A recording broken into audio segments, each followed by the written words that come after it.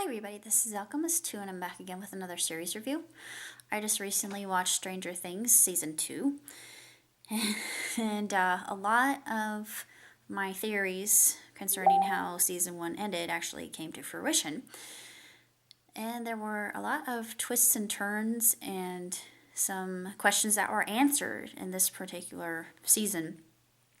And it was just so much better than Season 1. It was just exemplary and phenomenal. And of course, the kids are adorable. And they're just tremendous actors. And the ending actually kind of irritated me a little bit. I actually yelled at my screen, which normally doesn't happen, but that's just the nature of the beast, dare I say, without giving something away. But yeah, this took upon a path that some of the things that happened, I knew where it was going. A lot of the other mechanizations of plot completely threw me off guard, which normally doesn't happen with me. I've seen enough horror, I've seen enough suspense, I've seen enough mystery that I know how they get you involved in a story. And this is one of those series that as soon as you start watching, you think, oh my goodness, what's going to happen next? It's that good. And I'm going to go out on a limb and say that this season is definitely the best yet. But of course, they're going to have season 3. So I'm curious as to what they're going to do with the new characters. I'm not going to say who the new characters are, because if I do, it'll give away a huge chunk of plot that we're introduced to in the very beginning part of the series. And a lot of ships were built in this particular part, which I completely support every single one of those ships. There are some very intriguing interpersonal relationships here.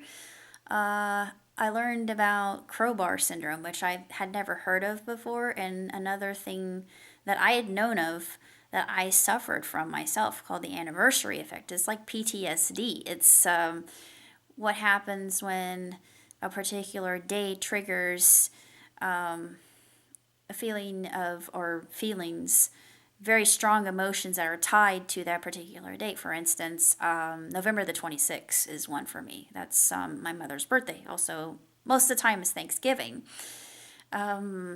This year, Thanksgiving falls on the 23rd, but still, it's a very significant date.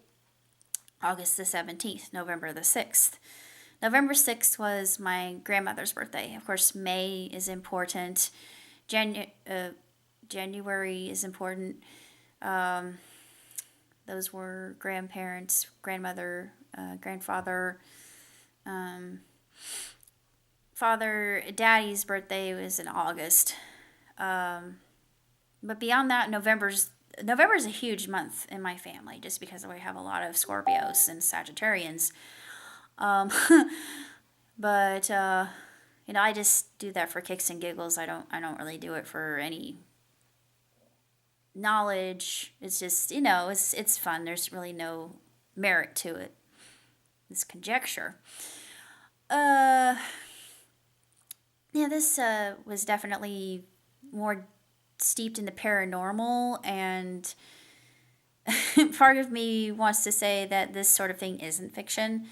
The other part of me wants to say, oh, well, if you really believe that, people are going to think that you're absolutely off your rocker and you're mashugana, which I know a lot of people think I am already, but their opinion. And maybe I am just slightly. But I've dealt with enough paranormal things that I can say that Stranger Things is not fiction. Yeah. And I'm sure that this sort of thing happens more often than we would like to be aware of. I'm thinking that there are a lot of things that happen in our society that we're not meant to know of as a collective group. And it's just kept under wraps, and maybe it's just a conspiracy. I know, I'm sorry, I shouldn't do conspiracies, but sometimes I do. They intrigue me. And that's why I like this the show so much, because it tickles your your gray matter, white matter. It keeps it really engaged, and it's so witty and quick, and the humor. I love the humor. The humor in this particular one is it's excellent. And as far as grading goes, 2 thumbs way up, 5 stars, hands down. I'm glad I was able to get Netflix for a trial and watch it. Unfortunately, they do not, since I don't have the ability to watch DVDs, well, I have Game of Thrones season 6, but I don't have a proper computer because my computer, yeah, it's out of commission. Well, it's not worth anything, so it's going to go to whomever can use it for the better good, and I'll get one that'll actually be useful to me. Although I love my laptop. Don't get me wrong. I won't be able to watch Game of Thrones or Orphan Black, or I don't know if they have Doctor Who. So I'd like to do Doctor Who. I'm not going to be doing any reviews of My Little Pony or I did Steven Universe. Yeah, I did Steven Universe. I was trying to think of what else I enjoy doing. Well, Power Rangers, of course. But since I have no access, if somebody can get me good websites where I can watch newer episodes, I would be forever in their debt. I don't know what I would do to repay, but other than that, I am currently finishing up a fanfic that Bright Star, Angie, and I are working on. Writing a sequel to Oliver and Company. I've been talking about that quite a bit. Little Nemo. Actually, it's going to be Nemo Returns because Nemo is no longer little. And it's more about Nemo's progeny than it is about Nemo himself. It'll be very intriguing. I wanted to expand the whole lore and make it more like Sandman, to do that kind of thing. And Gaiman, please don't flame me, but I know Sandman's your work, but it's one of my inspirations, and I just want to incorporate that just because of the whole idea of the land of dreams and sleep, and all that's been completely fascinating and a real mesmerization for me.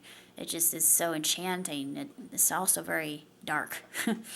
I'm going to be writing, I've got an Eros I'm writing right now. I just came up with at work. Got a lot of chimichangas that I'm doing. A whole ton of chimichangas that are just writing themselves. I'm just going to write in sequence. I'm going to be doing a lot of holiday-based chimichanga scripts. Chimi and changa. I shouldn't just say chimichanga. But it should be just chimichanga because it makes more sense that way. That's what they're supposed to. They're never apart. They're always together. They're the dynamic duo. I don't know what else to say other than I enjoy where I live, and seems like I'm going to be able to enjoy Thanksgiving this year, so that's wonderful. I actually get the holiday off, which never happens, but other than that, that's all I got to say. So until next time, live long, prosper. Ciao, tutti.